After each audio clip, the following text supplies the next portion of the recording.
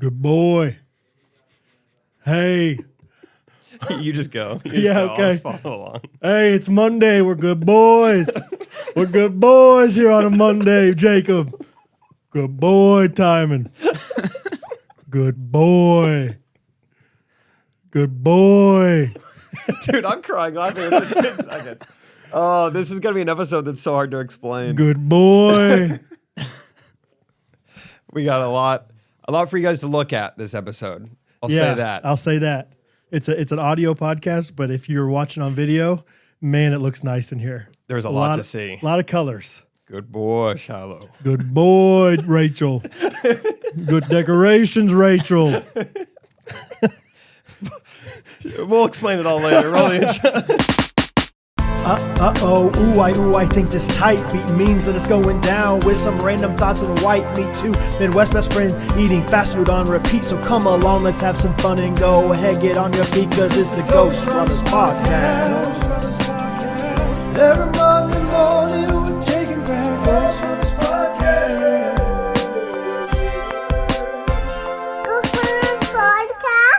All right. So first things first, I got home from the hunting trip and Rachel had redecorated the whole podcast studio. So awesome. Which this is pretty hard to do by yourself, I would think. Not if you're Rachel Coop. Not if you're Rachel Graham Coop triplet. Yeah. The first. Yeah, I bet it would be. I think wrapping anything in general is super hard. Yeah, much less 11-foot wall. So yeah, we got wrapping paper behind us. We got a new tree she just bought and brand new ornaments. She said each of them means something. Can you figure out what each of them mean? I mean, I see the bacon. What's Good that ranchers. for? Good. Good boy. Good ranchers. I see the s'mores here. S'mores for s'mores. S'mores. That is so fun of Rachel to do all this. Yeah. That is awesome. The horse for Timon, equine one. Good boy. Good boy, Timon. Good smelling, Timon. This one, rooster for pheasant hunting. That's for for us. Chicken for good ranchers. Coffee for Main Street Roasters, of course. Yep. Guitar because I play guitar. Guitar for jingles. I think jingles. Okay, good boy. And then a snowman with sunglasses on it because it's Christmas time. It's I don't remember valid or get off my high snowman. my highest of all of the snowman. And then what is this golden Got a thing microphone up here. Oh, I don't know what the microphone could be for. Now that's hard to figure out. Stand-up Oh, no. I led worship for a while. You led worship for a while. Okay. You also like to, there for a little bit, you were playing a lot of pickleball. A lot of pickleball. Yeah, it's a hobby of mine. And then this one weighs a bit. What do we got there? Does it say nightlife? Nug life. Yeah. It's Oh, a chicken nugget. thug life. Nug life. Fast food on repeat. Very good. Very good. Good tree. Good tree, Jacob. Yeah, we're all decorated. Even Timon's microphone is decorated. Yeah. Hiding the, what's it called? Cable? Zip thing? tie. Zip tie, yeah. Good tie, Timon. Oh, this is going to be a good episode. I don't even know where to start. I don't know where to end, but we've got a lot of memories. Yes. And really just a lot of inside jokes. I don't know what your experience has been trying to tell people about the trip, but nothing even comes close to how funny I remember it. Yeah, we were. So let's podcast about it. Yeah, we just got back from our pheasant trip. Monday? This is Thursday. So, we were spouting. We were shoving. We were throwing around memes yesterday. What verb were we doing with the memes? Dishing out. We were dishing out the memes, and I tried to explain a few of them to Catherine. She appreciated them, Yep. but not like I think we did.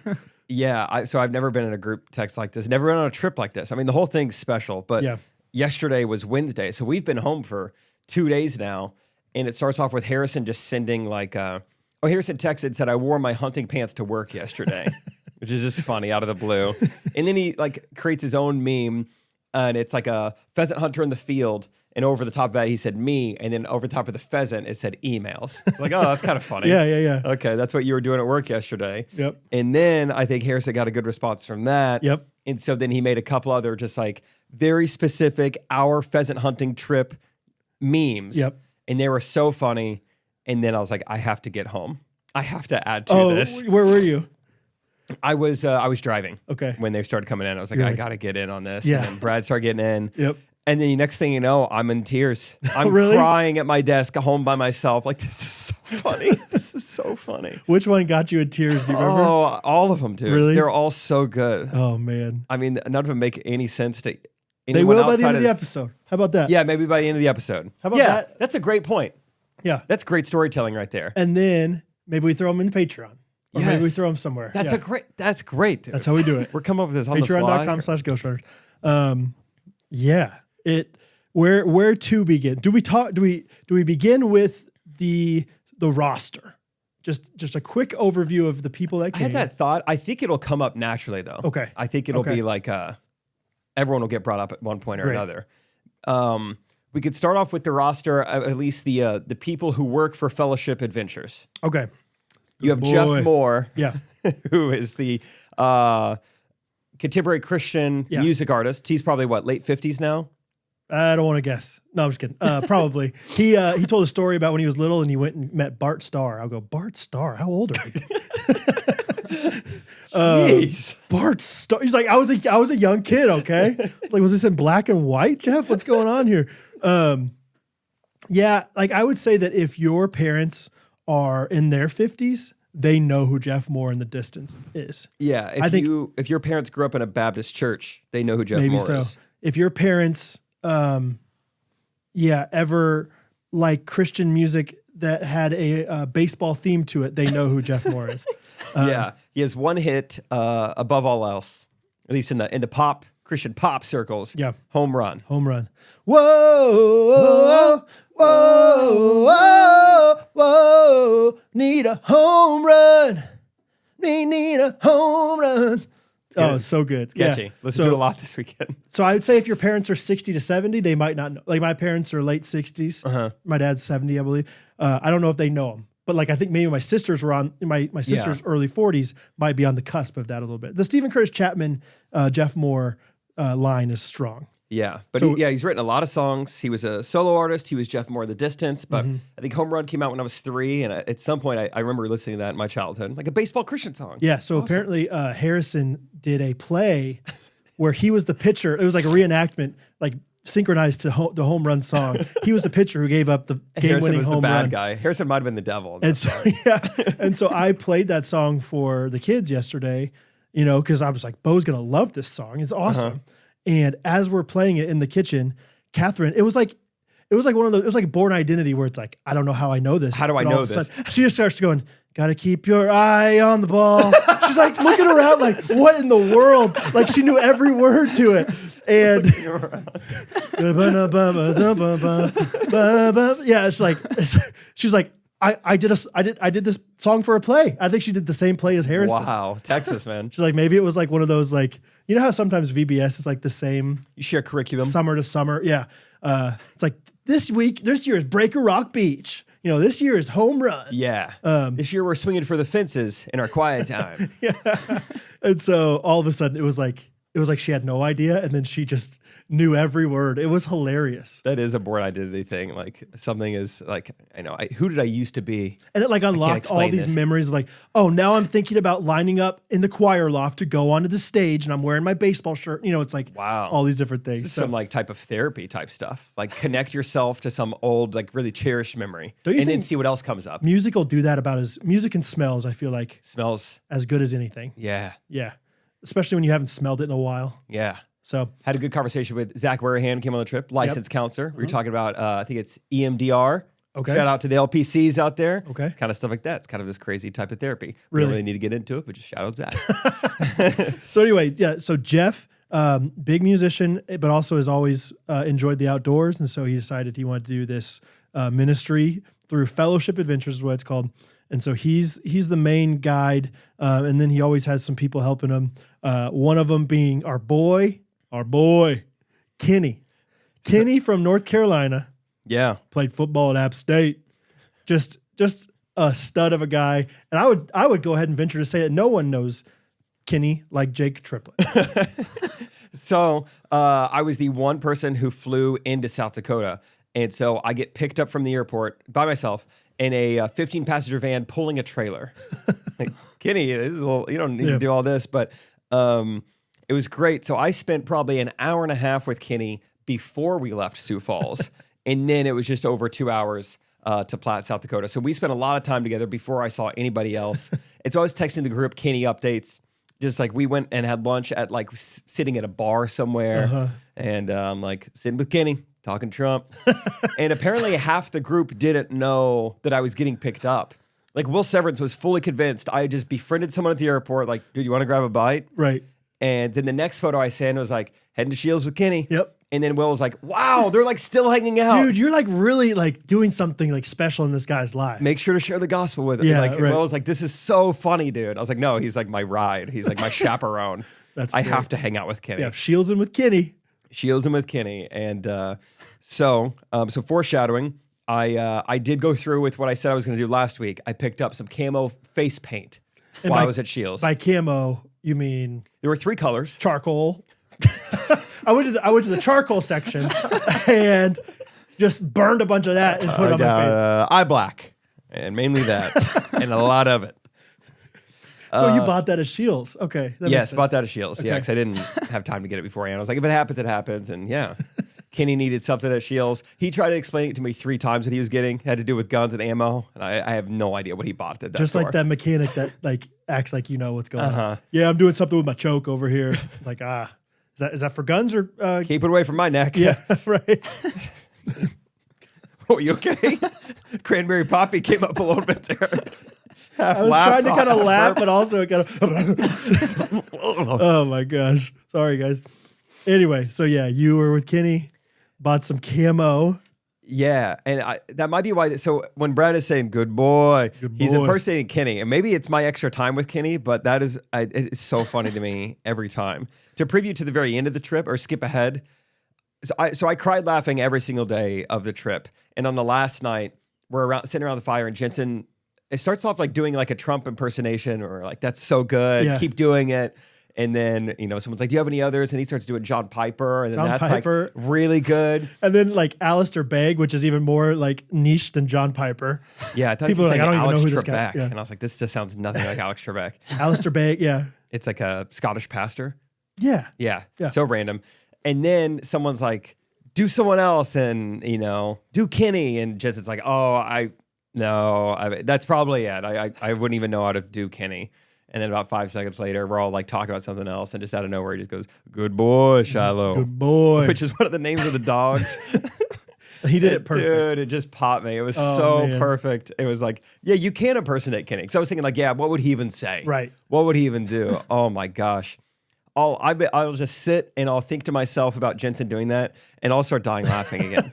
It's the funniest thing that's ever happened to me. It's like you have to talk at 0.8x speed, like just a little slower. It just takes a little bit extra, like something to push it out of your mouth. Good boy. Good boy. Oh, it's man. so funny. It's like, because with Trump and with Piper, he's like almost memorized like the best way to impersonate someone. I mean, he's doing he has like a monologue and paragraphs, and it's really funny. And right, and then just Kenny, just 3 words, "Good boy, Shiloh." Because that's about all he said. He just talked to the dogs more than he talked to us. Well, in the field, that's like his job. Yeah. So good boy, Shiloh. So yeah, we're getting there. The vibes are high. We stop at Chick-fil-A right away, get a couple of mini trays. Shout out Drew Severance for hooking it up. Oh, you got trays. That's fun. Yeah, great times. And it's always it was like I really underestimated how much fun it would be for my friends to meet my friends. Like I love stuff like that. You know what I mean? Like probably exactly like you described it so perfectly when you said this is like Brad's bachelor party. Yeah, you're bringing us all together. Yeah, and like because I didn't think that Zach had never met Gunner before. Yeah, it's like we've always known Zach, we've always known Gunner, therefore they should know each other. And so just seeing them like meet each other and everything. But yeah, the van was just a vibe on the way there. Apparently, I was driving the truck, and so I get a text saying, "Hey, we're making a stop." And I was like, "Okay," and they send a link for a casino. It's like, "All right, here we go." And we stop in Cedar Falls? No, Council Bluffs, Iowa. Great, right outside of Omaha, and we all lose a bunch of money real quick. But then apparently Justin, my friend from church, who had to text his wife and be like, FYI, they said we should go to the casino. It wasn't my idea. And I was like, this seems like somebody who shouldn't be at a casino right now. but he just really quickly won $500 playing craps. No way. Just kind of quietly just standing there, just like, hey, do you mind if we just stay a little bit longer? I was like, oh, wow. Yeah, sure. He's a lot of just black flowing. chips. But yeah, great times overall. We get there. I reunite with Jeff. This is my third time seeing him at this hunt. And he asked me, he's like, so is there like a common thread between all you guys? And I was like, I was like, the Lord. I mean, we're all and lack of hunting. That's what we have in common. City boys. I was like, a lot of us are Kanakuk people, but not really. And even before Jeff got there, the owner of the place, Nova and Tom, Nova saw us and she's like, this is a really young group, huh? Like, I think they're used to like median age of 50, maybe 45, 50. Much older. And so I think we brought some new energy, and I was so proud of like how much of boys we became, good boys, with Kenny. Like Kenny and Jeff like became like our friends. Like Kenny, they were a part of. Kenny was great at just like inserting himself. Like Kenny was laughing at the jokes. It wasn't like he was like, hey, I'm just here to work. I'm just here. I'll be in the background. Like he was like getting in there, having intentional conversations with us. So is Jeff. And so by the end of the trip, I feel like we were all tight, even Kenny, like Jeff is in our group chat now. Yeah. Maybe much to his chagrin. He said, regrettably. Yeah. He texted us yesterday. He was like, I got back from hunting with some people to 156 texts in here. He's like, do I regret giving you my number? No. Keep it up. So yeah, I've right off the bat. So I learned later, to skip ahead once again, when I had my ride back to the airport on the last day, I rode with Jeff, and he let me know that we are probably the most inexperienced group he's ever taken hunting. Yeah. So I'm guessing they had to be a little nervous that first day of hunting.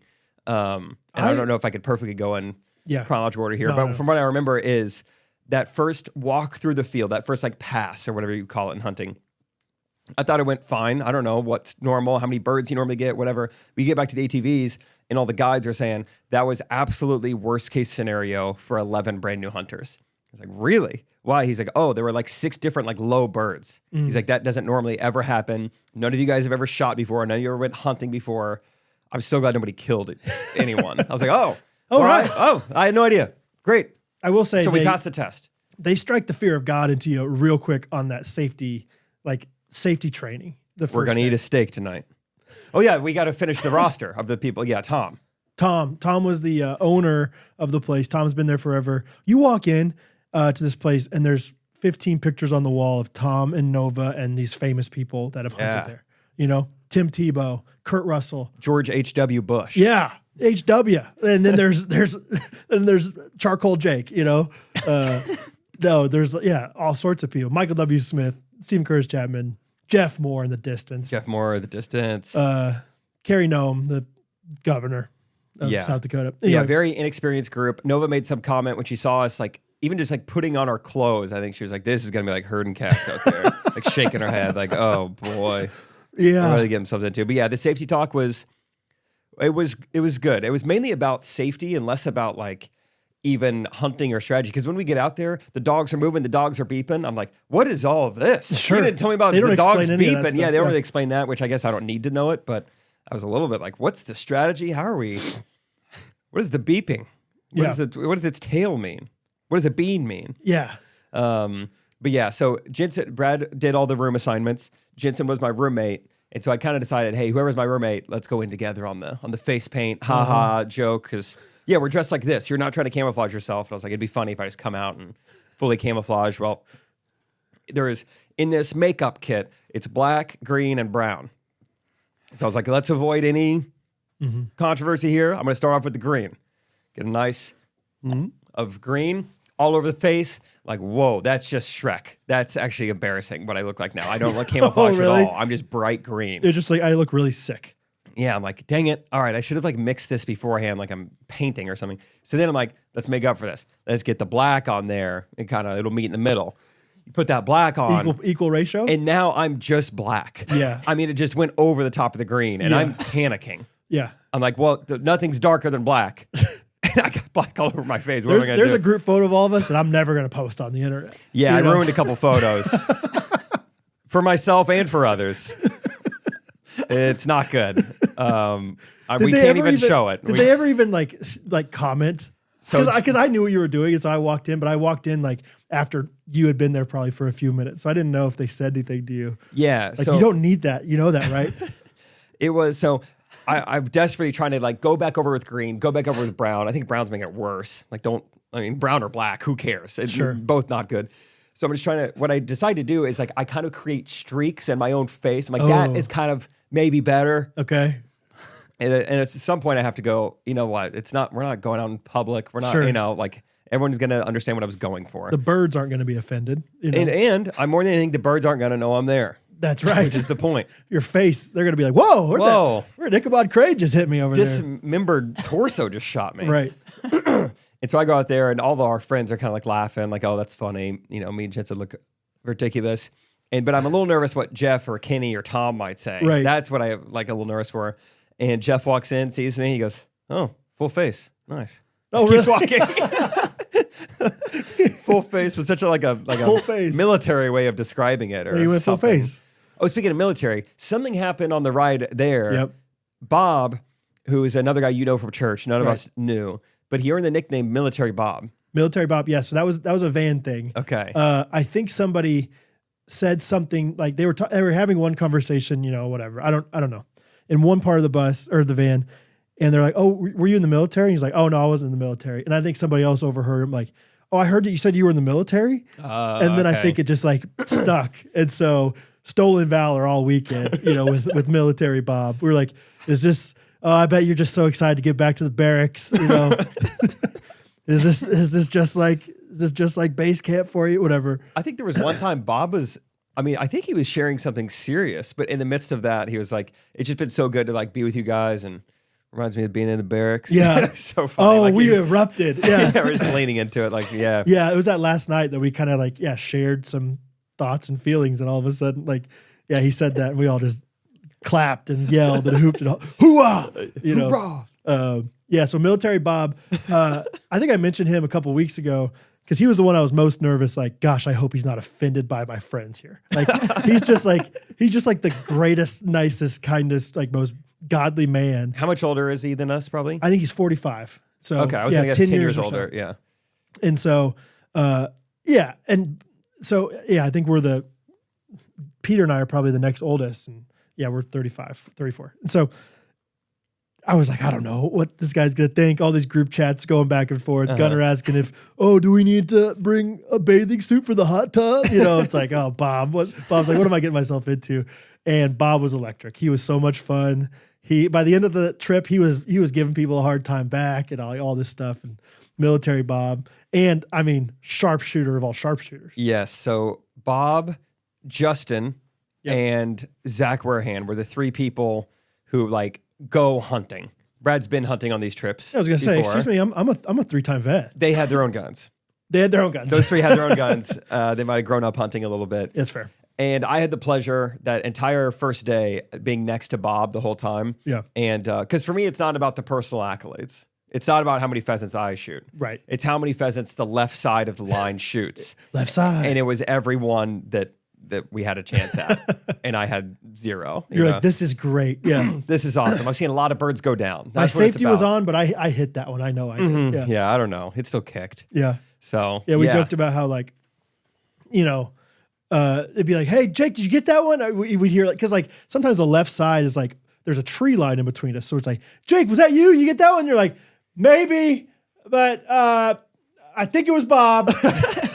Yeah, I would just yell, there's a chance, but Bob's right next to me. So let's be honest. Let's be real here. It's Bob. We were joking that, like, Bob is going to start treating me like his own, like, son or something. We're like, I'm lining up and I shoot one. I'm like, I got it. And then, like, Bob is 6 inches behind me, putting his gun down. Yeah, you did, Jake. Good job. You sure did, son. Good shot. Good boy. Good boy, Jake. Yeah, exactly. So got to see a lot of birds go down with Bob. It's fun. It was like, man, it's hard not to jump around with this, but yeah. No, you're good. Who cares? Yeah. That first, like, hunt, it's like, okay, all of a sudden, like, I've got a gun in my hands. I'm hunting. Yeah. And the very first thing, they're like, all right, Jake, walk through that Milo. And I'd heard that word before, didn't know what it was, found it, learned it afterwards. They plant that strictly just for the pheasants to come there and they hunt them up. Yeah, this whole land is, like, attended to 10 months out of the year or 9 months to make it perfect for pheasant hunting. It was great. Yeah. And so I'm walking through This just thick grass, thick crops. That's like a rite of passage to go through the Milo. I started in the Yeah, Milo. baby. I was born in the Milo. That's right. Good boy. Good boy. And you're having to walk kind of with your gun up high so it doesn't get caught. And like, I mean, I'm 15 seconds into hunting. I look over at Bob and I go, I feel like I'm in Vietnam. He's like, this is nothing like Vietnam. Hollywood. Yeah, everyone thinks they know what Vietnam was like. Yeah, I feel like I can like imagine like an image of just like trudging through waters and having to keep your gun up Forrest high. Gump. Like, and that's what I felt like I was doing. Yeah. I had to keep my gun up. Yep. You know, guns up. Yeah, guns up. That's part of it. It's a big thing. And it was just like fun. Like even though you don't need to be quiet, I think it's actually advantageous to not be quiet. I was like, I kind of like the idea of like sneaking up on these birds. It's kind of fun to just be like, yeah, just be quiet. Because if you're quiet and everyone else is quiet and there's just like the rustling of the grass a little bit.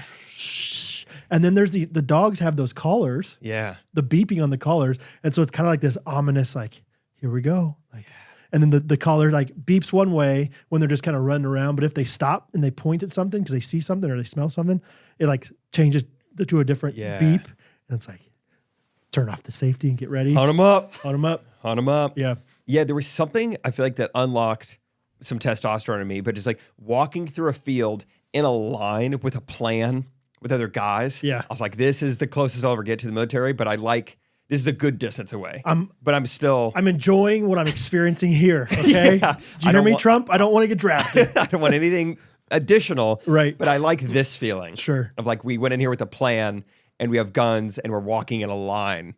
It's so simple, but I was like, this is really cool. Dude, it was so hard the very first field we went in not to like coach everyone because people were not in a line at all. Really?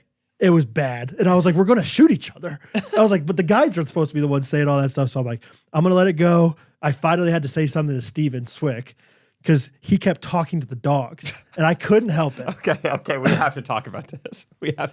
So I would say throughout the course of the weekend, I mean, this place is like, they want you to just like have fun and relax. Yeah. Nothing is sanctioned, nothing is structured. There's about only 3 rules the whole weekend. It was like, take gun safety serious, be on time for meals, and when the dogs are working, don't talk to them. Right. I mean, that was seriously one of the only 3 instructions we got the whole time was don't talk to the dogs. Yeah. We get back to the fire one night, and Brad is like telling us for the first time. I finally let it loose because like at first, like I know Steven. Steven's a ghosty, and so like I know Steven, but I haven't hung out with him that much. So I'm like, I don't know how much I should like give this guy a hard time. But he claims he's never been offended. So I'm like, all right, I'm gonna give him a hard time.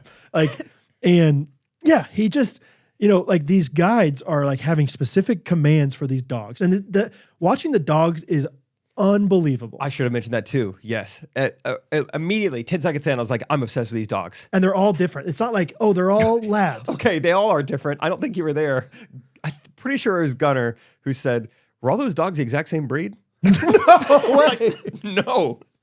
One's like a short-haired pointer, like hunting dog. There's a black lab. I mean, they don't even look alike. Oh my gosh. Not even that is no way. Gunner is like so and the dogs were not so a different. Dog guy, but like those dogs could not have been more different from each other. Yeah, after the first day, we're like eating lunch or something. Now, correct me if I'm wrong, but those were all the exact same dogs, right?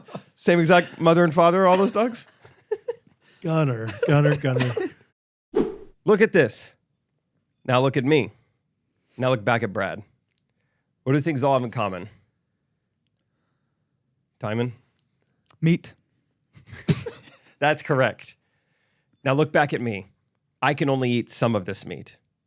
But you out there might be able to eat all of it. That's right. We're sponsored by Good Ranchers here today, and they sell meat. That's right. Good meat. Jake and Brad, meat not included. The best meat. Incredible meat. Billions of pounds of meat. I tell you, there's no meat like this meat. Meat. You eat it a second time, I call it remeat. Remedial. Yeah. Reheat the meat. Reheat the meat. Maybe you're like me, and your life has been defined by alpha gal, and you could see yourself just nug life. Well, if that is you, you can still get the chicken box, organic chicken or already pre-seasoned chicken from goodranchers.com. No matter what you get, it's not going to have any antibiotics, any hormones, any seed oils. It's steakhouse quality meat. It is. It saves you time and money. And those are no things to balk at. Every single package is going to come already pre-trimmed, individually packaged, vacuum sealed, so you have less waste. You never have to throw away those freezer burn cuts. Maybe your spouse isn't so convinced. Go ahead and buy it and take them under your wing. That's right. And convince them that this is a good deal. Because you're going to get free shipping and a free Thanksgiving ham when you use our promo code GRKC. Or Christmas, or whatever you need your ham for. And that's why they call it Good Ranchers. Good Ranchers. Good Ranchers. .com. It's American meat delivered from the best American farms we have to offer. We just hope, I know you guys have earned your money through your gifts and your talents. We hope that you would steward it and spend it well. Rooster, I hardly know her. GoodRanchers.com, American meat delivered. So anyway, there's a few things they say. One of them, hunt them up. I love hunt 'em up. I've been saying it playing pickleball the last couple of days. Oh, it's so fun. Hunt 'em up. It just rolls off the tongue. Hunt 'em up. Hunt 'em up's a big one. Good boy is another one. And they talk to the dogs individually. Yeah. So there's a lot of Eli, Shiloh. Eli here. Tough. Eli here. Yeah. I forget the other names of the dogs. Tough. You hear Shiloh Knox. a lot I think Knox because was Shiloh was kind of a bad dog. Having to yell at Shiloh a lot. Kenny was getting mad at Shiloh. Every once in a while you hear a and it's like because he got he him shocked, had to press a button on him. But they'll say, dead. You ever heard that one? Yeah, dead bird. Here, Shiloh. And then they bring him the dead bird and they just stuff it in their pocket. Yeah. So anyway, it's like these guides are saying things to these dogs. And so it's like, let them say it. And almost every single time the guide said something to the dog, Swick would say the same thing. And so you got Kenny being like, good boy, hunt him up. And Steven's like, yeah, hunt him up. And I'm like, and finally, it's also Steven's like 10 yards ahead of me. And I'm like, get back. Hunt him back. And you got to stop. You're messing with the dogs. Stop talking to the dogs. Let the guides talk to him. He's like, dude, I'm just telling him to hunt him up. Like he just doubles down. Like no shame of like. I'm saying the same thing they're saying. What's like the big deal? I've never done this before, but I'm telling him to hunt him up, so I know what I'm doing. And I was like, stop. Just let him do his thing. Hunt him up. Yeah, hunt him up. Come on, hunt him up. Come on, go a dead bird, Shiloh. Dead bird. Yeah. It's like. We were dying laughing when you told us that. Because at that point, everyone had gotten to know Swick a little bit, learned some character qualities, and it was just like, of course he talked to the dogs. Right. Oh, Swick. Also learned later on that Swick just decided, I don't know if it's every day or just the last day, second day, but he's decided he's like, I'm just always going to keep my safety off, so I'm ready to shoot. Yeah, we're around which is very dangerous and stupid. Yeah, we're around the fire that last night, and he kind of just like, he asked like our half of the fire. He's like, so how often did you guys have the safety on? And we go, I mean, the whole time. Yeah. He's like, oh, wow. He's like, once we were in the field, so I just took it off. We're like, dude. What? Well, I'm glad we're alive, but. And then who was it? Gunnar starts dying laughing, and he's like, I made a point to never be near him. Gunnar, first day, Gunnar goes, I would keep my distance from that guy. And that's like saying something coming from Gunnar. You know what I mean? Like. So I rode into the field with Gunnar, and I said, give me your top 3 list. Who are you afraid of? And so we were going back and forth because, we were just like, well, one was funny but Gunnar put both of us, him and I, we put each other in the top 5. It's like, I don't know if we're in the top 3, but really? Maybe I'm 4th or 5th. I don't know. I mean, we're just kind of joking.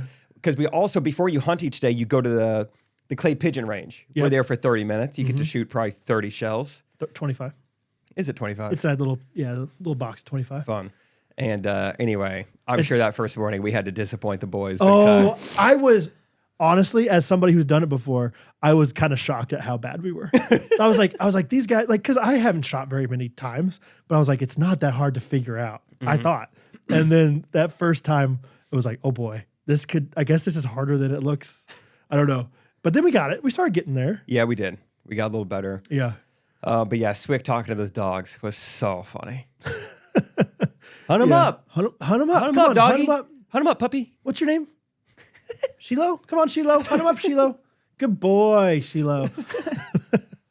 Oh, man. Yeah. One thing that happened on the very first night, we got a lot of camp guys, a lot of guys who just know how to cultivate fun and how to have a good time. I think it was Peter and Tate Unruh were the main instigators of this, but they started creating kind of a hat or a cauldron that we were going to draw consequences out of. Cauldron of consequences. And not a lot of them really took place, but I do want to read off just some of them that were like options because I just thought they were so funny. This is such a just like dude thing. Yeah.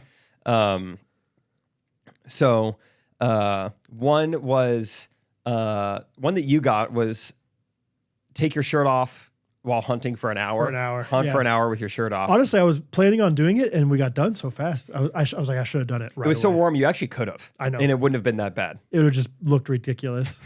Just the vest over your shirt. Well, because Zach found this like traffic vest that he had. Oh, and it was great. like Bob was looking at it, he's like, this is like the lingerie of, of orange vests. It was like this really like skimpy little vest. So that would have been perfect. Steven Swick said he got one that was to do a desk pop in the field when no birds are flying. that's why his safety was off. Yeah, He just shoot one out of nowhere. I feel like somebody did that. There was one time out of nowhere. Yes, I didn't there hear was. a bird or anything. I just heard a pop. There was. Do you know who it was? No, I was on the wrong side. Maybe I was with you. Yeah. One was ask Jeff if he's got any home runs lately. Hey, Jeff, hit any home runs recently? That was Will was gonna like memorize the words to home run and just like sprinkle them in throughout conversation. Come on, you got to keep your eye on the ball. One was wear all the clothes you packed hunting one day. Go up to Tom 5 times in the duration of a hunt and explain how your gun is broken and ask them to fix it. Which Tom, we haven't talked about him too much, but he's like just by far the most like serious one there. He gave the safety talk. Yeah, he's a little more no nonsense. He's a nice guy still, Yeah. but also a little bit like I don't want to make him upset. Yeah, I'm not going to be as jokey around Tom, I think. Last year I was a blocker one time, and I only had two. I had like what's called an over-under gun, so I only had 2 bullets. Oh, okay. And like most of the guns can have 5 bullets, right? And as a blocker, you know, sometimes it gets really hectic over there. And so I shot a few, and then one flew right over my head, and he goes, "Shoot it! Shoot it!" And I didn't have any more bullets. I was like reloading, and he's like, "You can't be a blocker anymore if you only have 2." Jeez. I was like, "All right, sounds good, Tom. All right, Good boy. good boy, Bradley." Next time I'll be a good boy. Yeah. One was interrupt like Jeff or Tom, ask if you could pray, and then just sit in silence for 30 seconds. Like, do you mind if I pray for this one? All right.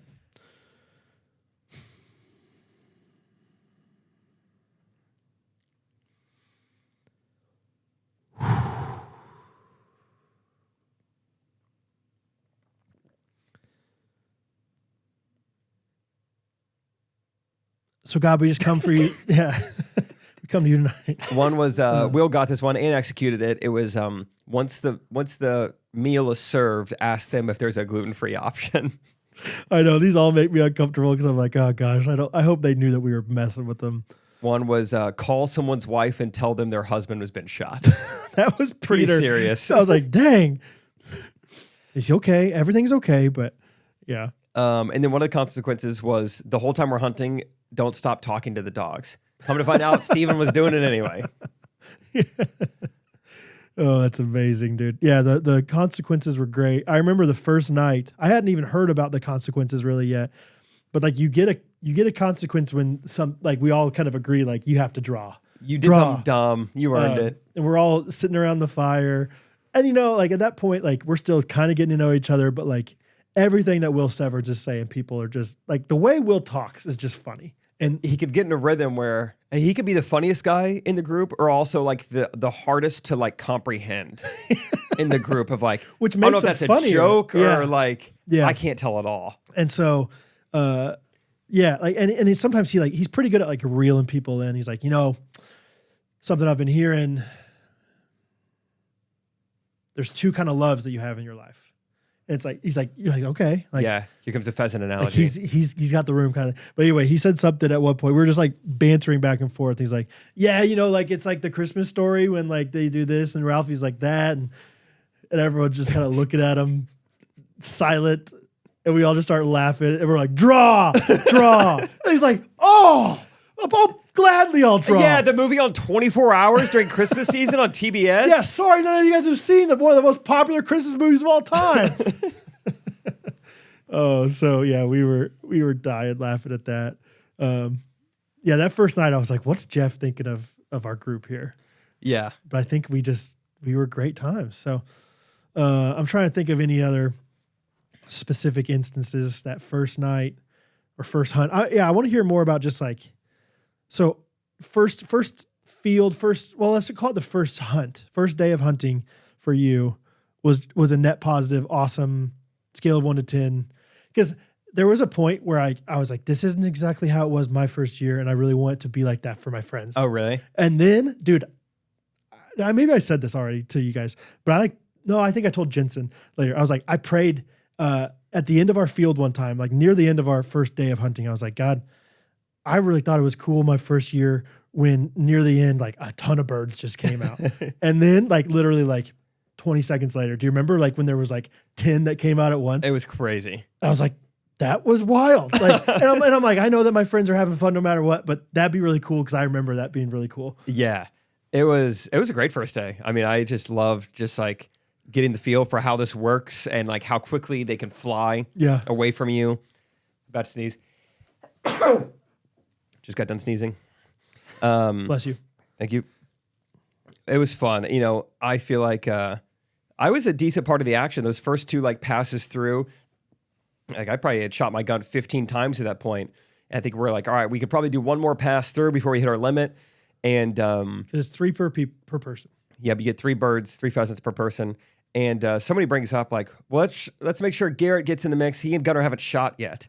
It's like, wow. That's probably why I was feeling it a little bit, is because I could hear, I was kind of close to Garrett, and he would just like, you know, people would be like, pop, pop, pop.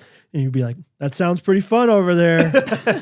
Sounds like a lot of fun. And I'm like, oh, it is fun. And so, yeah, we made sure that they got to shoot. And I don't think it was them being hesitant. I think sometimes you're just like, you know, sometimes you go through a field and you're like, oh, there's no birds flew my way. But right. Anyway, wanted to share that because it sets up a meme later. Yeah. Let's see. After another just random memory, after our first morning on the clay pigeon range, we were walking back. We're like, all right, we're gearing up for our first hunt. And we've all done terrible on the range. And I just remember Harrison looks over to me and he goes, I can't believe they're going to let me go out there. He was like so disappointed in himself. Like, I'm surprised they don't just like keep me inside and just feed me the rest of the day. Yeah, I think Harrison looked better than anybody else out there. But I don't know. I think Harrison was solid. Yeah. No, I mean like just like his style and his like he's just tight a tall pants. guy shooting. Yeah. He just looked like a natural out there. But I don't know if he was hitting as many as we wanted him to. There was a moment that first day I got back in the ATV with Peter. We were going to be like blockers or something. So we're getting driven up and I was like, how'd it go, dude? And he goes, I kicked one. I said, you kicked one? He said, yeah. I think he was reloading or something. Or maybe there was just like, there was one on the ground right between him and Tate. He's like, I'm not going to shoot it on the ground. So he just kicked it. Right. Said it was a blast. That's what they say. They say like, do not, if it's on the ground, don't point it down and like get ready for it to fly up. Like, because that's how you get hurt or that's how you shoot a dog. Like, it is fun when you see him on the ground because you know it's like, yeah, here we go. It's a potential bird. Go get that thing. And every once in a while, the dog just runs it down, which is kind of amazing. Yeah. Yeah, there were a few times that first, I don't know if it was the first field or the first day at least, where because they were telling us like, do not shoot a low bird. There were times where a bird would fly low, like right past somebody, and they would just kind of like have their gun right on their shoulder and just like not even be prepared. And there was one time one flew right over Tate. I was like, Tate, turn around and shoot that thing. Yeah, we were a little, which this is the right way to do it, but a little like extra safe that first hunt, I feel like, which is great. There was, we'll make this a trivia, get you involved, Timon. All right, so one person in the group did something somewhat unsafe the first day. One person in the group did something somewhat unsafe the second day. I'll give you 2 guesses for each one. Out of the whole group, you do know this person on the first day who won Most Dangerous Hunter. Isaac McDonald? Most dangerous kill. Isaac, that is a good guess. He was actually the one put in danger. Oh, okay. Most likely to be shot was Isaac. You? Good guess. No, I had Military Bob next to me, so I was just fine. Jensen. Oh. I guess, did you see it? Yeah. Jensen. Okay, you can describe it then. I didn't see it. Jensen, pretty good shot, though. So if he wanted to shoot Isaac, he would have. Jensen was popping him. I think he was getting a little too confident. I don't know what it was. I don't know. On one hand, I'm like, I don't know if it was as bad as everyone acts like it was. On the other hand, I'm like, well, I wasn't Isaac in this situation. So yeah. there was it's all about like, don't shoot low birds, Timon. Cause Yeah. Cause you're walking one way, but there's other people that are like standing at the end of this thing. So like if you shoot too low or they shoot too low. Yeah, they're across from you. Yeah. Revolutionary War style. Right. And so, yeah, Jensen, there was one bird that kind of like flew, I don't know, kind of like around him. And I think part of it was because they like the guides will yell out low bird. And that means don't shoot it. Don't shoot it. And so I think Isaac had kind of let his guard down because low bird. And then Jensen turns and Isaac's like maybe where you are, Timon. Yeah. And Jensen's right here. And so it's not like he was pointing it at Isaac, but like pretty close and pretty low, and just pops it. And you see Isaac just like duck down really quick. Yeah, because I think he was following the bird, and so when Jensen's like follow through, it got near Isaac. Like he was done shooting, but the gun ended up kind of pointed at Isaac. Maybe so. Oh yeah. And so it was one of those like silent, like okay. Everybody good? We're good? Yeah. Do we need to like reprimand him anymore? Does he know about this? Yeah. Apparently Jeff gave him some movie reference or something. He's like, you ever seen this movie? And Jensen's like, no. He's like, well, there's a dance move that they do in that movie. And they say, you can only do that dance move one time. He's like, son, you can only do what you did out in that field one time. And Jensen's like, got it. All right. Yeah, sure. So that was day one. Yeah. Huh. Who do you think did it on the second day? Do I know this person? You know this person. Okay. Can I guess Isaac again? No. New people. Okay. I'm just trying to think through who I don't know. I need like a list I'm looking through. Can I have like a subtle hint about They're this in the person? room with us now. Was it you, Jake? It was Brad. Brad. What'd you do, Brad? I never thought it would be me. What did it say at the office? I can't believe it was me. Can't believe it was me. Okay, so like I said, Timon, there's what's called blockers and walkers. Obviously, the walkers are the people going through the field until they get to the end of the field where the blockers are standing, waiting to like flush these birds up. So I was a blocker with my boy Willie. There was a bird that got away from us. Mm. It was a sad day. We were shooting at it, and that bird made it to the next pasture over or whatever. And so I was determined. I could hear this dog. This dog was on point. I could hear the beeping. And so I Steven Swicked that thing. I took my safety off. I was ready. And I don't know. How far do you think? Were you there, Jake? I was somewhat nearby. I was to the side. Okay. I was safe. I had no qualms with what you did. How far do you think? Do you think it was 30 yards? How far do you think we were away from each other? Oh, ish.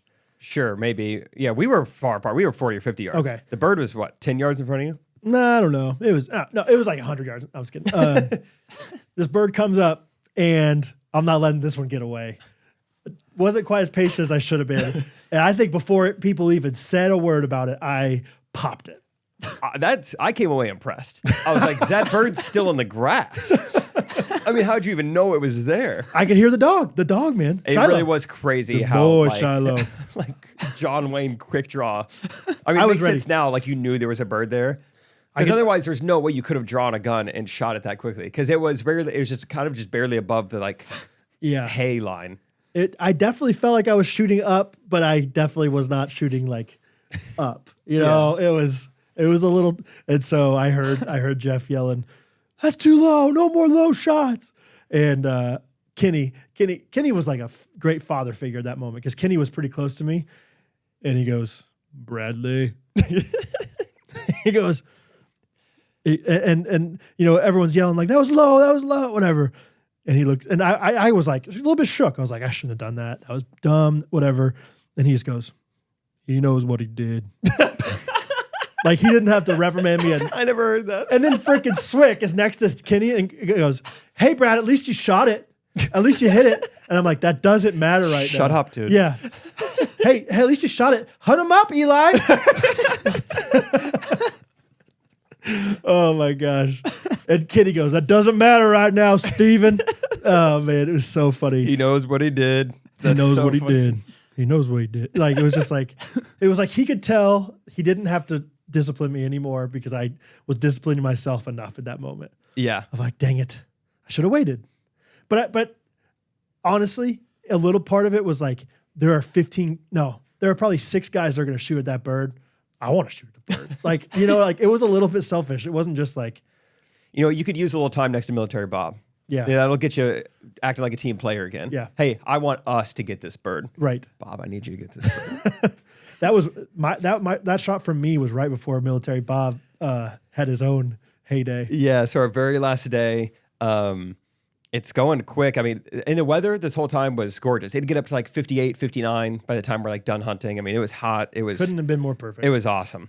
And the pheasants are flying. We're getting our limit pretty quick. And so, yeah, right around after Brad shoots that one, it's like, all right, I think that's it. I think that's our limit.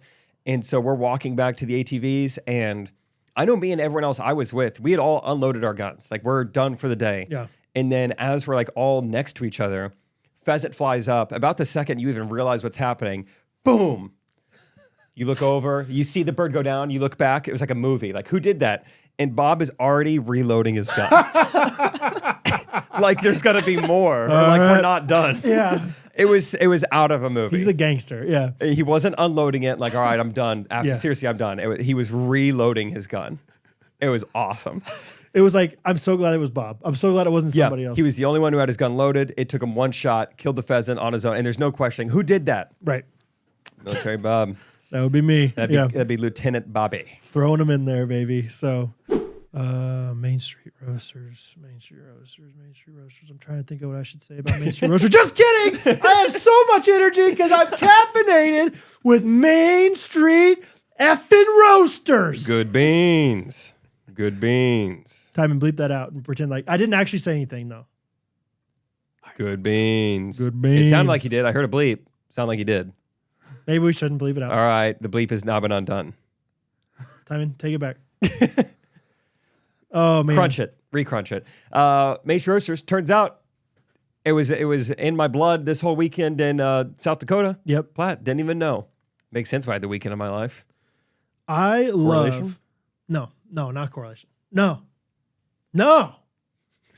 I'm sorry. I mean, idiot. Hey, Main Street Roasters is the best coffee in the world. They support your favorite podcast potentially in the world.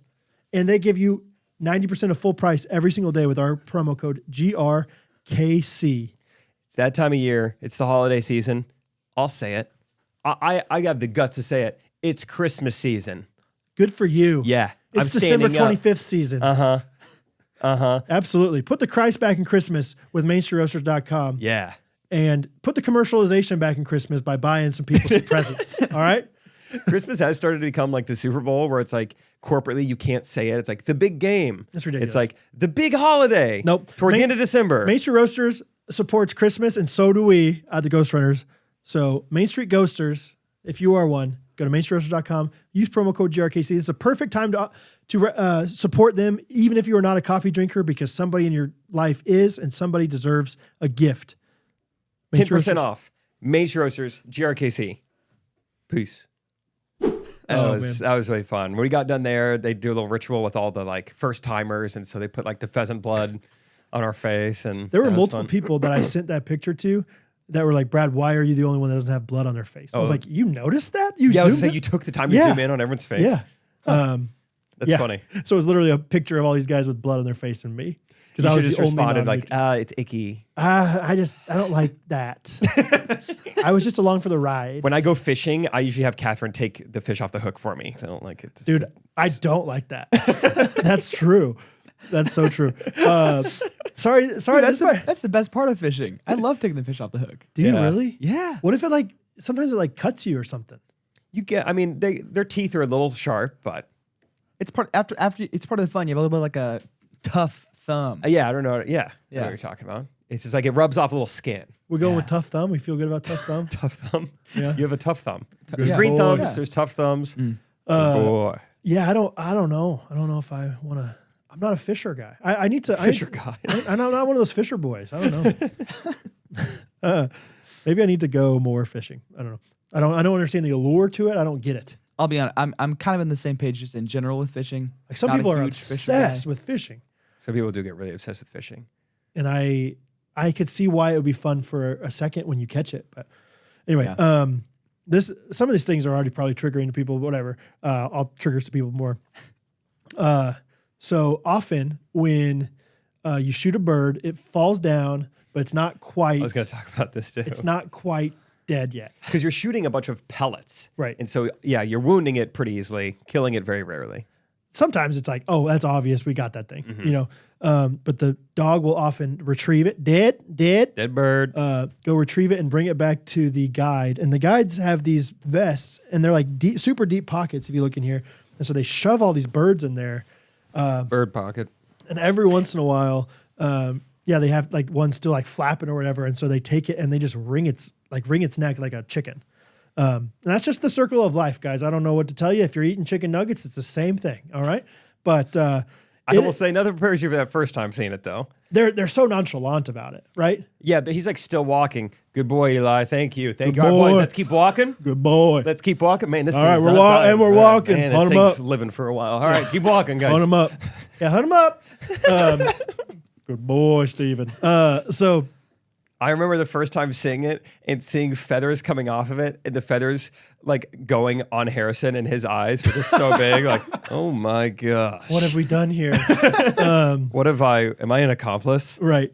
Good boy. And so, you know, out of all the guys in the group, it did not shock me one iota that Gunnar Duckworth, as we're walking the fields, Like, hey, he goes, "Hey, do you need me to stuff one in my pocket?" Like, can I try to me, one? I'm like, I'm not walking around with dead birds in my pocket. That's weird. And he's like, "Can I ring one?" And like, I'm not saying Gunnar's like some country boy, but at the same time, like Gunnar's the kind of guy that would be like, "I'll try anything." Yeah, I don't care. And so he did one in the field, did a pretty good job. And then we're done with the field. We're back at the rigs, the 4x4 side by sides, and there's one that's still kind of flapping a little bit. And Gunnar's like, "I'll take care of it." Here we go. And so I have a video of him. Do you really? Have you seen it? No. Well, I was right there. It's Catherine's favorite video. No way. She's like, "You have to send me that video. I need to watch it." It's like up there with that video of you in the exploding campfire. I didn't know we had a video of it because I remember it. It did not go well. It did not go well, but at the same time, I mean, yeah, maybe let's just watch it together and we can put it in post if that's all right. Great. Timon. Yeah. First of all, Will was going to do it. Will's like, "Well, let me do one." And then right away, Will's like, "I can't do it." Just Gunnar. I can't get this. There he goes. Look where he's walking away. He's right here. You want him? Oh, that's cool. So he tries. Does a pretty good job, but it's still flapping. It's still, and he's swinging it around. Take it to Yanktown. He throws it in there, and it's still flopping around. And so he gets it back out again. I'm not trying to. I want it. What do you want now? I'll tell you. It's hitting the. Then the way he throws it in there afterwards. There you go. Boom.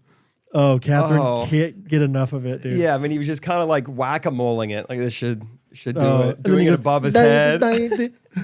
Oh man. I told Gunnar later, and every now and then you could pop Gunnar where he's like wheezing immediately because I was telling Gunnar, I was like, this reminds me, he hadn't even seen the movie, but there's a movie called Me, Myself, and Irene where Jim Carrey's a police officer, and I think he hits a cow with his car.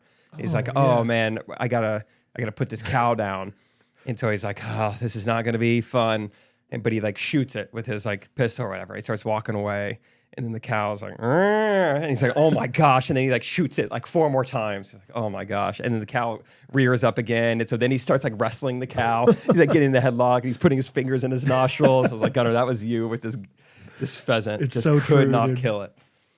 Gunnar, So funny. Gunnar was such a vibes guy, dude. Like before we left my house the first day, we all put our hands in and like broke it down. And then we stopped for Chipotle for lunch, did the same thing, broke it down. Every single day we were breaking it down. Great Sunday morning breakdown. All timer. Yeah. So before our last day of hunting, we're like, "All right, boys, it's our last day. Let's bring it in here." Kenny's kind of nearby. We're like, "Kenny, come in here. Break it down for us." Yeah. Kenny's like, "All right, boys." Sunday morning. Yeah. Yeah. Day of the Chiefs game. He said, all right, let's go Kansas City on 3. Or 1, 2, 3, Kansas City. It's something about yelling Kansas City. I don't know who started it. Probably you. But then the tomahawk chop just breaks out with all of us. I mean, everyone is going nuts, just like, yelling. Like it wasn't like, come on, guys, let's do this. Like a few guys are doing it. Let's all do it. It was like we just all started going nuts on it. I mean, yeah, Jensen and Swick, not Chiefs fans. Doesn't matter. We're saying some pretty anti-Chiefs things the night before. Doesn't matter. Doesn't matter. They were so into it. It was awesome. It was even, I think Tom was even like, can you guys do that again? Let me take a video of this. Let me video this thing, yeah. And Swick got done. He's like, I'm a Chiefs fan now. I love Mahomes now.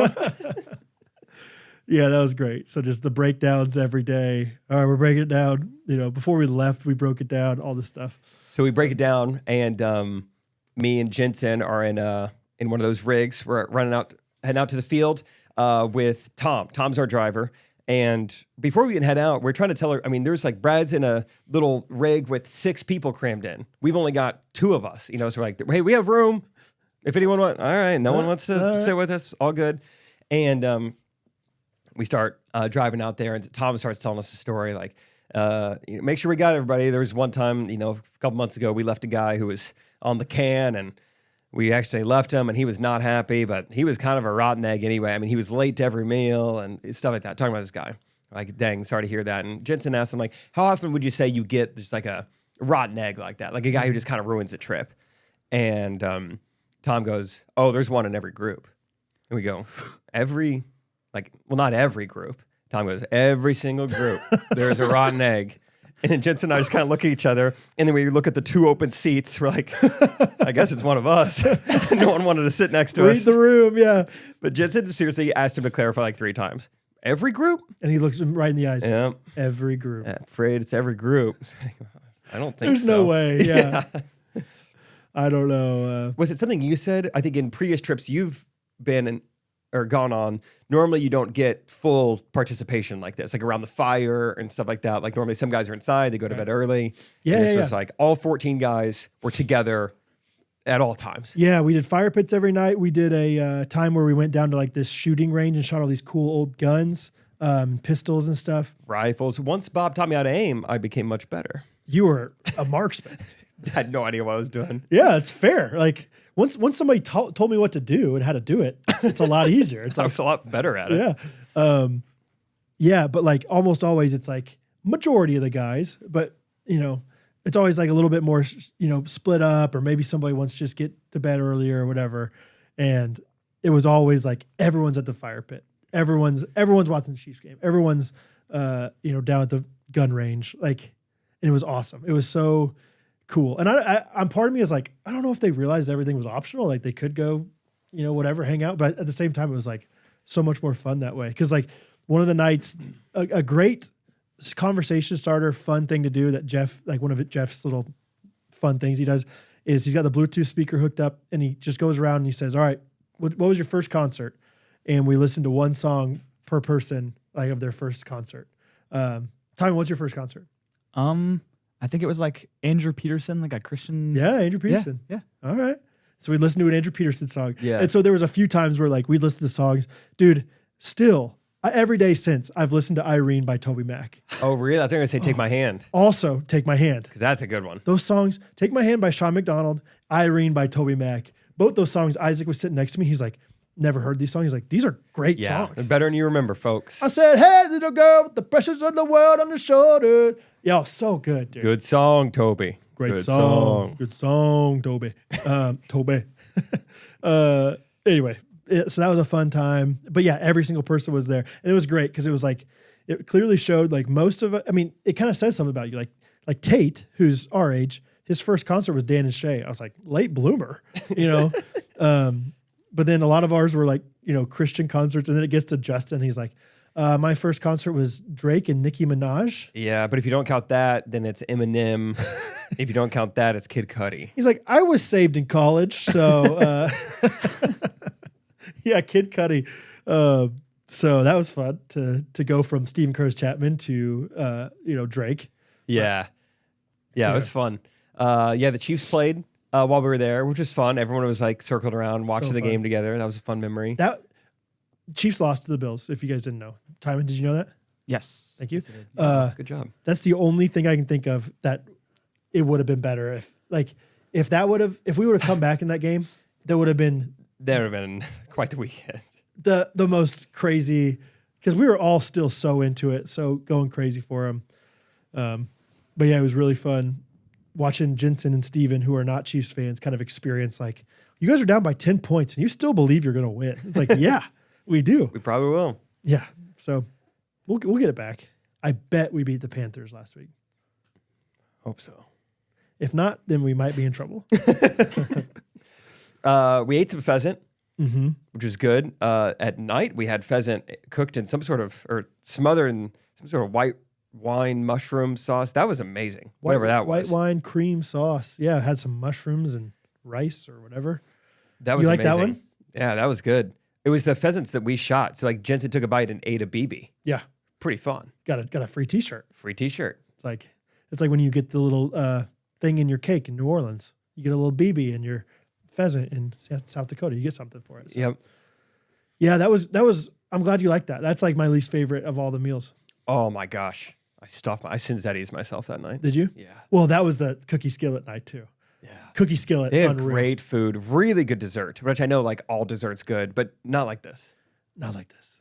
It was great. I ate very well. I normally don't eat like a ton just quantity wise. I normally eat till I'm like 80% full. Great. I like to snack. Who cares? And this was like eat as much as I possibly can. It was awesome. Yeah, and it was like every single well, not breakfast, but every lunch and dinner had dessert. So it was like save room. I always got coffee every night. Yeah. They would always offer coffee. I was like, that sounds good with dessert. I took a picture of it at one point. It was Main Street Roasters coffee too. Was it really? It really was, yeah. Oh, that's cool. Yeah. Fun. At one point at dinner, I took a picture of Peter's plate. So this is dinner. I mean, this is 8:30 at night. And Peter's got he's got a roll he's still working on. He's got coffee, it's not decaf, it's full on coffee. He's got wine. Just those two alone. And then he's got a cheesecake and a water. And he's working on all of those at the same time. It's like, Peter, what are you doing? No wonder you're going to be in the bathroom later. Coffee, wine, cheesecake. Let's talk a little more about Peter. Great memory of Peter. So second day after we're done hunting, it's a little surprise to the guys, but I knew we always go to the Burger Barn for lunch that day. And so out there, they grill burgers. They fry pheasant nuggets. And we're just all hanging out. What'd you say? Pheasant nuggets. Yeah. Pheasant nuggets. Like, what else would it be? I don't know. Okay. That's just for the guys who went on the trip. Pheasant nuggets. And so we're just all hanging out, sitting around, eating, and kind of out of nowhere, really. All of a sudden, Peter's falling backwards on the ground. 2 miles an hour. Yes, so slowly, just falling backwards. All of a sudden, his chair is just down on the ground. He's just barely going. His last ditch effort, for whatever reason, he slams his brownie down, trying to get it back. He had slams a brownie, the brownie. He threw the brownie down on the ground. And the guy, Mark, the chef, was like, "Hey, man, I'll get you a new brownie." He's like, "Nope, this is my brownie. This is my fault." Yeah, that was really funny. I think you have a picture of that one, of him falling on the ground. Somebody does. Yes, I think Swick took it. So glad we have that documented. Oh my gosh. What was I going to say? Our second day on the rifle range, of course, we were like, let's make this a competition. Yes. I had just been taught how to aim right beforehand, so I was a great draft value. Probably drafted towards the end. Really tried to help out my team. You were the Tom Brady. I prefer Brock Purdy. He's a friend of the show. He's all right. So we're getting like divvied up into teams, and it doesn't matter like how many. I don't even need to explain the rules. Basically, our first matchup on our team, we have Steven Swick. We have no safety Swick. On the other team, we have Garrett Gibson. And so the competition is like, all right, shoot these 6 targets, regardless of how you do. Then you get one last target that's like 120 yards away. It's the money ball shot, and it's worth 3. So Swick's going miss, miss, miss, miss. Garrett makes 2. So it's 2-0 going into the money ball. Money ball would win it. Garrett misses, and then Swick hits the target. Yeah. And you hear ba-ding. We're like, we're going nuts. Oh my gosh. Because we thought, we're like, does he even know? Right. Is he even close? We can't see where these bullets are flying. We can't believe he hit the target. Well, then Garrett is quick to be like, how do we know he hit the target we were aiming for? He was like, conspiracy. because there was like the money ball was like a torso-sized green thing, 100 some yards away. So you can't see it being hit; you just hear it. But then right next to it is a full-size buffalo in metal, and so Garrett's like, I know he aimed for the buffalo. The buffalo is 5 times as big as the money ball. I heard this theory. Oh, really? Yeah. Garrett was convinced. He's like, how can we even confirm he hit the money ball target? He definitely just aimed for the buffalo. Oh, Garrett's just bitter. So He's just bitter. It was a loophole. It was a flaw in the game. You can just go for the buffalo. I don't know if Swick did or not. He wouldn't confirm or deny. No, Garrett, you know you lost. It's fair and square. Bad boy, Garrett. Bad boy, Garrett. Oh man, yeah. I think we definitely hit it, and our team won. We dominated, actually. That was what turned the tides. If we don't win that first match, who knows what happens? Totally. But yeah, then we just went on to just dominate. Set the tone. You dominated. I forget who you beat, but you beat him. I was actually the only one who lost to Tate. Nah, never mind. Tate's good. Turns out, if you play 4 years of D1 basketball and overseas basketball, you got some hand-eye coordination. Turns out, yeah. You pick up shooting pretty well. You're a pretty high-level athlete. Dang, sorry. I thought you won. You shot really well. I did good. Yeah. I did good. I got a lot of points. Nah.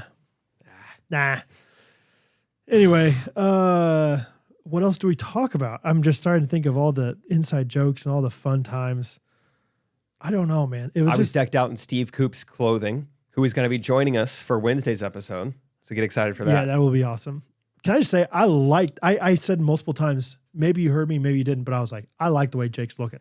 Thank you. Yeah. I didn't mind it either. You looked a little like there was one day I was like, he looks a little funny. But there was another day, I don't remember what you were wearing, but I was like, this looks good on Jake. I kind of liked it. Here's what I'll say. Yesterday, I went to Bass Pro to return something, and I walked around for a little bit. Doesn't it feel like, hey, I have a little more validity being here now? I kind of know how all this works. Right. Yeah. Kerosene heater for camping? Yeah. Yeah, sure. Maybe. Yeah. You don't know. Yeah. You don't know. Deerskin gloves? Yeah. Yeah, sure. Yeah. Deer urine? I don't know. Maybe. Yeah. Hunt them up? Camo. Hunt them Okay. up. All right. Also, just a quick aside, the girl who took my return, she goes, you go Abundant Life? I go, wow, yeah, I do. She goes, you have that podcast? I said, yeah, I do. Hey! Double whammy. All right. That's kind of fun. Shout out, Allie. Shout out, Allie. But yeah, I really enjoyed going through Bass Pro. I'm a changed man after this weekend. I like the clothes. I like Bass Pro. Also, Isaac needed stuff to wear, and I was like, well, Steve Coop had a whole car full. I was like, let me give you some of his stuff. And so I left it at home. So it's like, Isaac, when you go to Brad's house, just stop by, grab whatever. And what he ended up grabbing was not what because there were like a pair, I'm almost positive there was black Carhartt coveralls, which were too long for me. I think they would have been perfect, high quality, like a perfect thing to wear in the Brand new, field. probably. Yes. Instead, Isaac opts for the I mean, what do you think he looks like? We were calling him like a railroad worker. I said I was like, you've been working on the railroad? Yeah. 100% like these like pinstripe, like seersucker looking overalls. Like kind of light blue, overalls. And then he had like I think they were pretty legit boots, but with the overalls on over them, they look like boat shoes. It looked like he was wearing Sperry topsiders with the seersucker railroad overalls. Pinstripe. And the best part of the overalls. Yeah, we're walking to the clay range that first day, and I think Peter or someone goes, Isaac, are you wearing a diaper? Isaac's like, what? He's like, dude, your butt's so like, it's sagging. I can't figure it out. It's an optical illusion. What's happening? And then so we're all like, Isaac, keep walking. He's like, I want to see. No, you keep walking. Let us look at it. And so we're looking at it. We're like, yeah, there's like a part of his like butt that's just like hanging down. I mean, it really just looked like he had a diaper on. And then we're like, all right, bend over. And we're like putting Isaac in all these positions. And we find out that, it is like the overalls have been patched. Yeah. So it's just like the patch is just like drooping down a little bit. But I called him Patch quite a bit that weekend. I just couldn't stop staring at it. Patches. I'm gonna send it to you, Timon, just so you have a little visual here. Okay. That is a video, or that's a picture of Isaac and Jensen hugging it out after Jensen almost shot him in the head. Good view of the patch. Like, hey man, I'm really sorry about what I did there. No problem. Check out my patch. Grab my patch. Grab my patch. Patch is O'Houlihan. Hey, Ghosties! Interrupting this episode to talk about our favorite sponsor we've ever sponsored that is bringing clean water to the world. It's Healing Waters International. You guys know them. You guys love them. You guys have supported them so far. Please continue to support them by going to give.healingwaters.org. We all know that we are so fortunate here in America to have clean, accessible drinking water, bathing water, cleaning water, food preparing water, out there that so many countries do not have access to, and Healing Waters International is doing their part to eradicate that problem. So I'm going to give you 3 different numbers real quick: 30, 150, and 750. $30 can provide a child with safe drinking water for a year. $150 can provide an entire family safe drinking water for a year. And $750 of our money that we donate can provide an entire community with water for a year. So if you are on the fence, this is your sign. Go to give.healingwaters.org/Ghostrunners. give.healingwaters.org/Ghostrunners to donate today to Healing Waters International. We have Giving Tuesday coming up. We're going to do another awesome campaign for that because Healing Waters truly cares and is doing something amazing for the people of this world, bringing them safe, clean water. So once again, give.healingwaters.org/Ghostrunners. Go there today. Thank you guys so much. So yeah, Isaac, I mean, everyone was hilarious, man. I mean, you and Swick wearing your, whatever those gaiters are like you did. I was like, I've never seen Prison Mike. Yeah, Prison Mike over here. The Dementors. The pheasants. The pheasants. Flying around. What do the pheasants eat? Gruel. Nothing but gruel. Yeah. Just, you guys look like, it was so funny, dude. I still had one of those gaiters from years before, but I just took the one that they gave me home. And I was looking at it last night with the kids, and there was like 7 different ways that you can wear that gaiter, like as a picture on there. Oh, cool. None of them were the way that you were wearing it. I really bet no one else's gaiter had black makeup all on one side of it. Yeah. But yeah, I just loved everything about it. It was like, I mean, just gearing up for it. When you kept reminding me who was going, yeah, I already had a lot of expectations. Like, oh my gosh, Garrett Gibson's going. Tate Unruh. We've never really hung out like this. It'd be so fun. And right. I feel like I had pretty high expectations, and it still surpassed it. Pheasant hunting, just as an experience, as a sport, was really fun and really cool. But that was only 2 hours of the day. You know, then the other 12 hours were awake, was hanging out, having so much fun, just laughing, making so many memories, catching up with guys. I mean, it was just about the perfect weekend. I'm so glad to hear it, because I feel the same way. Like my like some of the guys were like, "What's this like for you? Like, is this meeting your expectations? How does this compare?" And it was like, it's different than before, because obviously it's like me and my friends versus new people. Stephen Curtis Chapman. But it's like so encouraging, like being with your friends, and it was really cool. Kenny and Jeff both were like, these guys are awesome. Like these guys, like Jeff said at one point, he's like, what do you say? Well, he's like, show me your friends and I'll show you your future. And he's like, and you got a good future. Like, he's like, these guys are awesome. Swick said something along those lines too, that last night. He was like, you know, I live in Ohio. You know, I'm kind of the outsider here, but it would be very tough for me to find just the quality and quantity of guys you assembled here. Like, you guys have something special and don't take it for granted. And I'm like, yeah, that is really true. This is a really cool group. It's just how much everyone's been able to make me laugh after the trip. Yeah. I mean, like, Garrett was saying, you know, I think last week on the podcast, you were like, you know, we can't get Garrett triple. I don't even know if he's coming. And so Garrett made up for it with like a full-on summary of every person and every inside joke. And that had me dying laughing. And then the memes. I'm going to pull up what Garrett said, see if we missed anything. We're just so funny. Oh, dude. Yeah. I mean, I was talking to Justin about some things I'll say in a second. Let's see. Man, so many texts, dude. I looked through Garrett's text earlier. I think we got most of it. Yeah. Yeah, I was talking to Justin. I think, Timon, hear this as a younger person and heed our advice. How about that? Take heed of. Take heed. Okay. Heeded it. He heeded. I think, and obviously you're not in college. You might not ever go to college. It's fine. You're smart, buddy. It's okay. But I think in college, you are like at the peak of your community and fellowship experiences. Maybe not peak, but you are humming. Oh yeah, I've talked about that. I mean, you live within a mile of like your 200 closest friends and acquaintances. Correct. Like, that's pretty special. It's so special. It's so easy, we'll call it. Like, to find community. It's so it's life-giving. Like college is so life-giving in so many ways, in that it doesn't have to be college, but it's like there's a time in your life where you are going to have really great community. And then I feel like, and it's a little bit different for us, Jake, because we did ministry things right out of college. But in general, you graduate college and like there's a really large lack of this feeling of community and fellowship after college. Like you're in the workplace, you're talking to people, interacting with people, but how many of those conversations are very intentional or very in depth?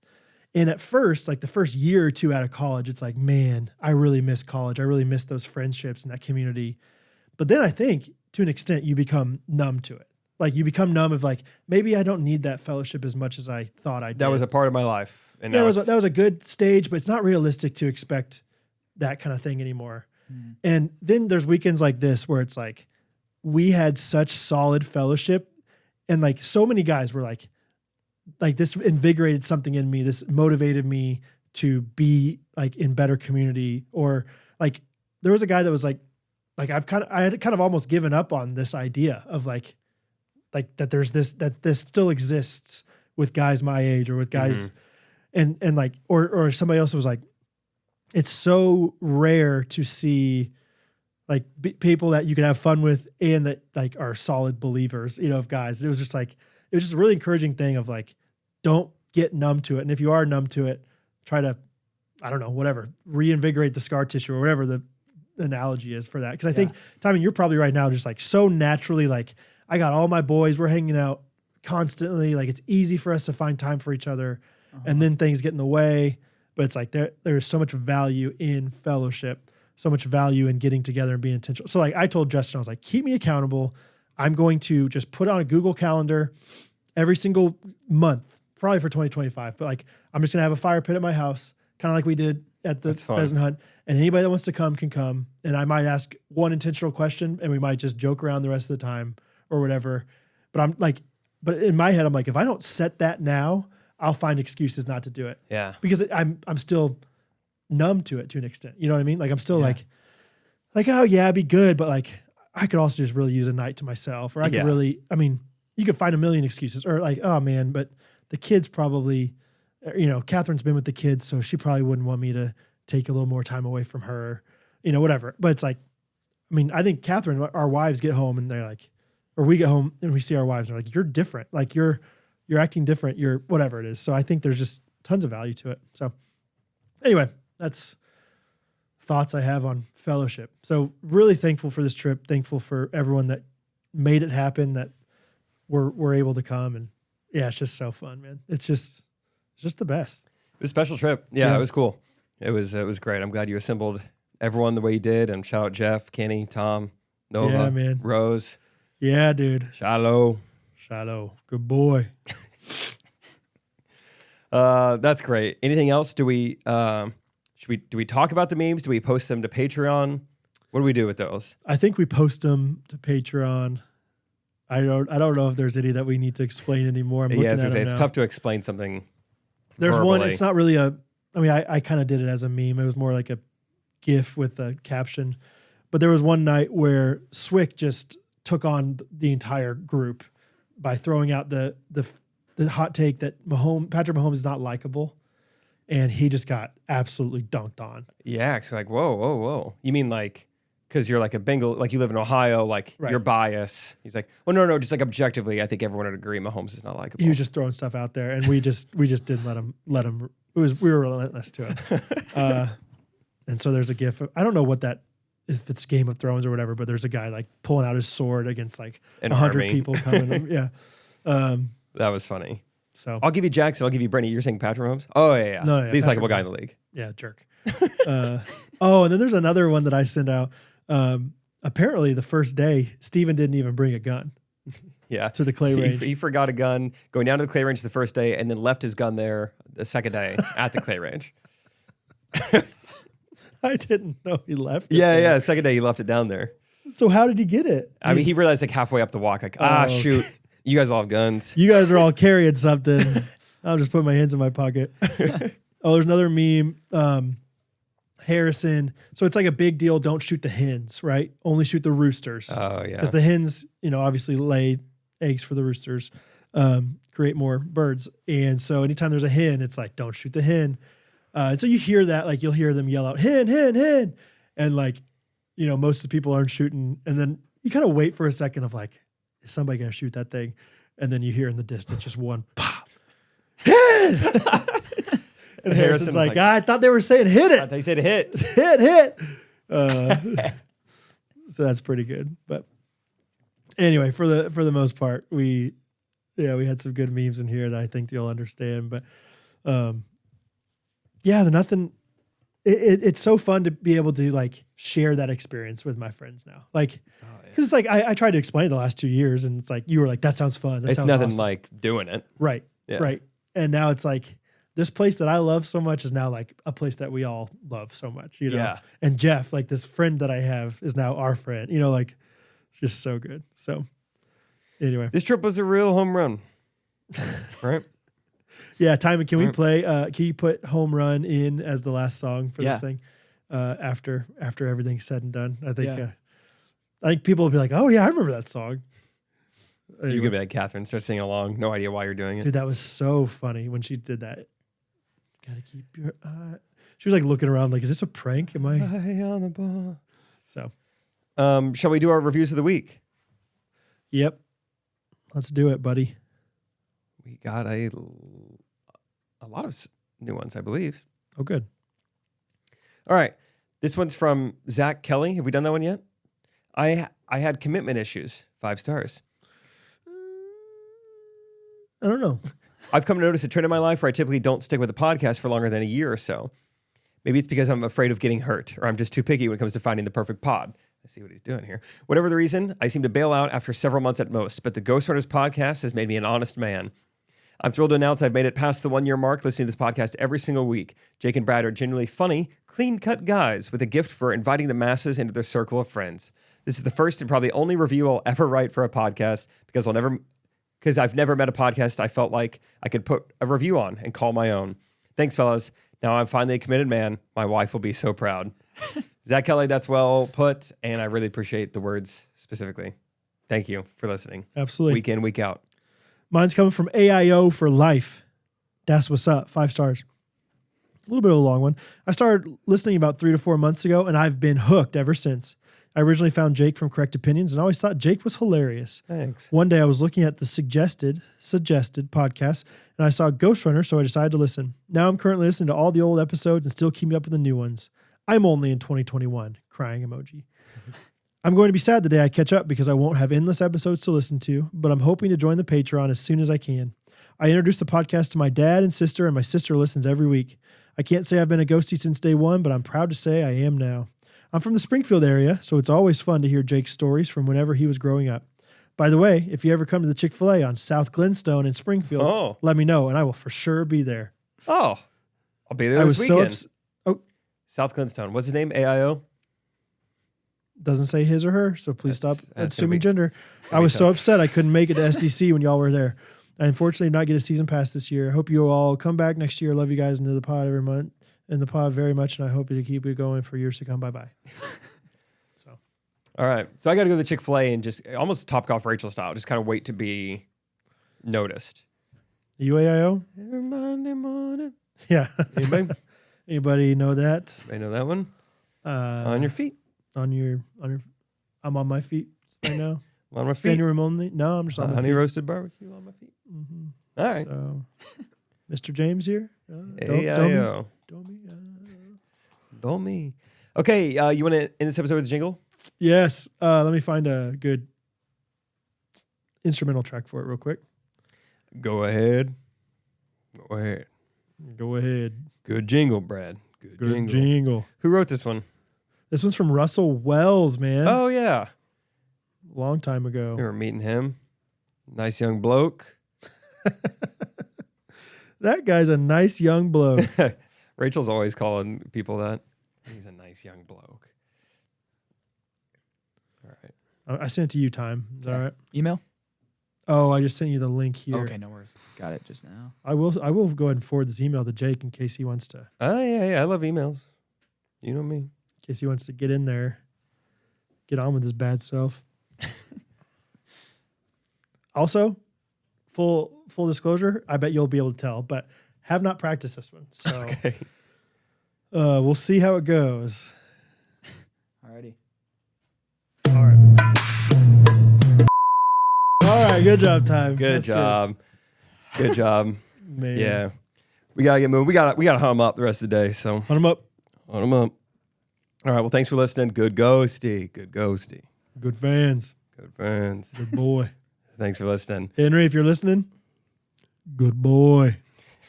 We'll be back Wednesday with Steve Coop. Woo! We're just going from hunting to farming. This is who we are now. That's right. We're new men.